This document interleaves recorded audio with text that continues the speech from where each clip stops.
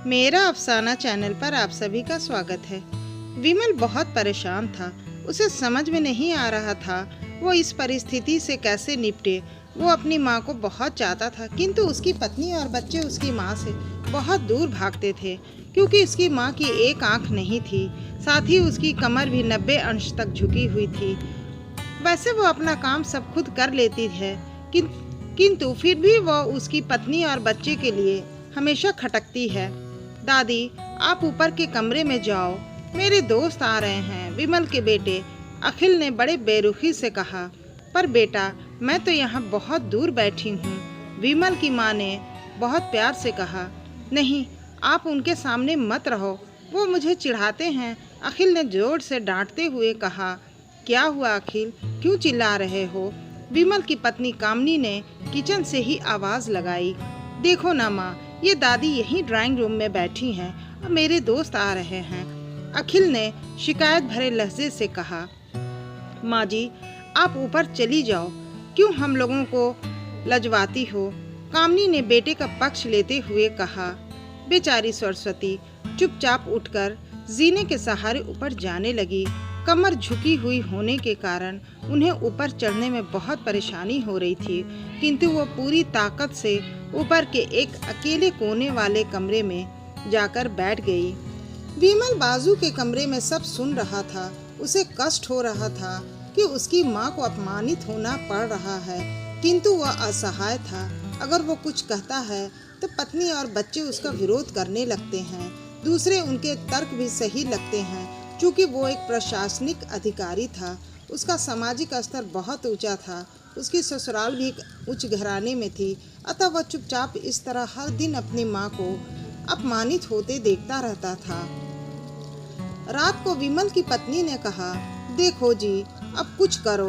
कल कलेक्टर साहब की पत्नी आई थी, माँ जी अपनी देशी धुन धारा में उनसे मिली।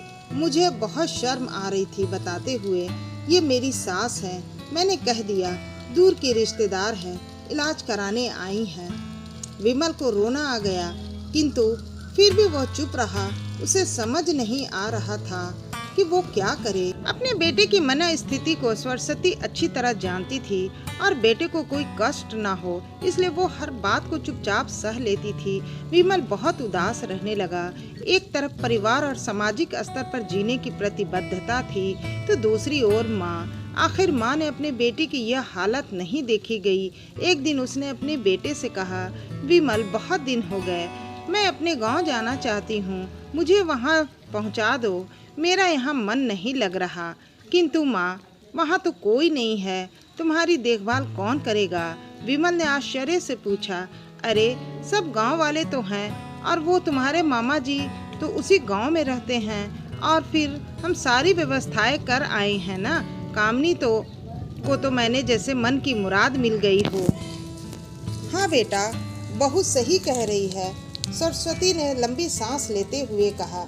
विमल जानता था गांव में माँ की देखभाल करने वाला कोई नहीं है, लेकिन अपनी पत्नी की जिद के कारण वो अपनी माँ को गांव छोड़ने पर विवश हो गया। माँ को गांव छोड़कर आते वक्त उसे रोना आ रहा था, तभी अपनी बेबसी पर गुस्सा भी आ रहा था, किंतु परिवार, पत्नी और समाज ने उसके मनोभावों को दबा दिया और वो सुकून सा महसूस करने लगा। कुछ दिनों बाद उसके चाचा, जो अमेरिका में रहते थे, आने वाले थे।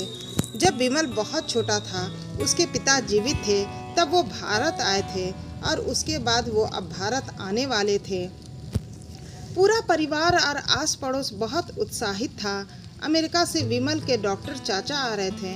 डॉक्टर रमेश ने जैसे ही घर में कदम रखा, सबने मिलकर बहुत उत्साह से उनका स्वागत किया। क्यों विमल, भाभी नहीं दिख रही, कहाँ है? डॉक्टर रमेश ने उत्साहपूर्वक पूछा। जी, वो गांव में रहती है, यहाँ उनका मन नहीं लगा, कामनी ने सपाट लहजों में उत्तर दिया। डॉक्टर रमेश ने विमल की ओर देखा तो विमल ने अपनी आंखें झुका ली। डॉक्टर रमेश सब समझ गए, बोले, कल हम भाभी से मिलने गांव चलेंगे सब लोग। दूसरे दिन सभी लोग गांव के घर में पहुंचे। देखा कि सरस्वती तो बहुत तेज बुखार है और वो पलंग पर असहाय पड़ी है। डॉक्टर रमेश दौड़कर सरस्वती के पास गए, उनके पैर छूकर रोने लगे। सरस्वती की ये हालत उनकी कल्पना से परे थी। वाह बेटा विमल, तूने तो नाम उजागर कर दिया। अपनी माँ की ये हालत देखकर तुझे तो शर्म भी नहीं आ रही होगी। डॉक्टर रमेश ने विमल को लगभग डांटते हुए कहा। नहीं देवर जी, विमल का कोई दोष नहीं है। मैं खुद गांव आई थी। सरस्वती ने अपने बेटे का बचाव किया।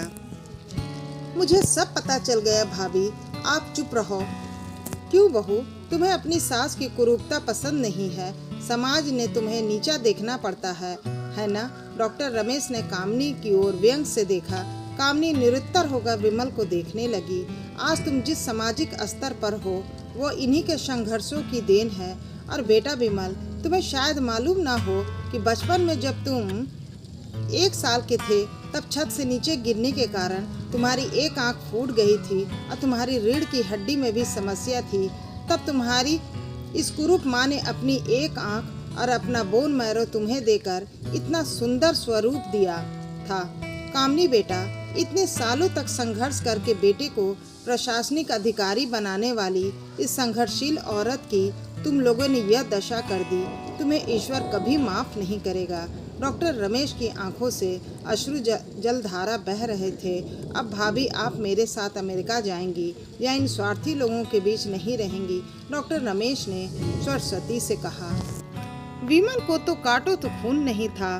डॉक्टर रमेश जो उसके चाचा थे, उन्होंने जो राज बताया उसके बाद तो विमल को यही लग रहा था कि उससे ज्यादा पापी इंसान इस दुनिया में कोई और है ही नहीं। वो दौड़ता गया और माँ सरस्वती के कदमों से लिपट गया। माँ, मेरा अपराध अक्षम्य है। मैं जानबूझकर चुप्पी साधे रहा, आपका अपमान करवाता रहा। अब सिर्फ आप ही उस घर में मेरे साथ रहेंगी और कोई नहीं। विमल ने आग्नेय दृष्टि से अपनी पत्नी और बच्चे को देखा। कामनी को भी बहुत पश्चाताप हो रहा था, किंतु उसकी हिम्मत नहीं हो रही थी। वो सरस्वती से आंख मिलाए। सरस्वती ने कामनी की मन स्थिति को समझकर उसको पुचकारते हुए अपने पास बुलाया और विमल को डांटते हुए कहा, खबरदार, जो मेरी बहू को मुझसे अलग करने की कोशिश की तो तुझे ही घर से बाहर निकाल दूंगी।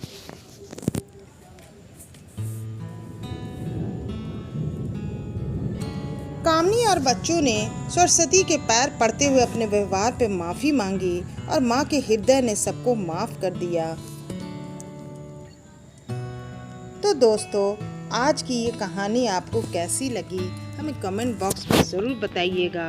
अगर आप मेरे चैनल पे नए हैं तो मेरे चैनल को सब्सक्राइब कर लीजिए। तो दोस्तों, कहानी पढ़ने और सुनने के लिए आप सभी का दिल से बहुत बहुत धन्यवाद।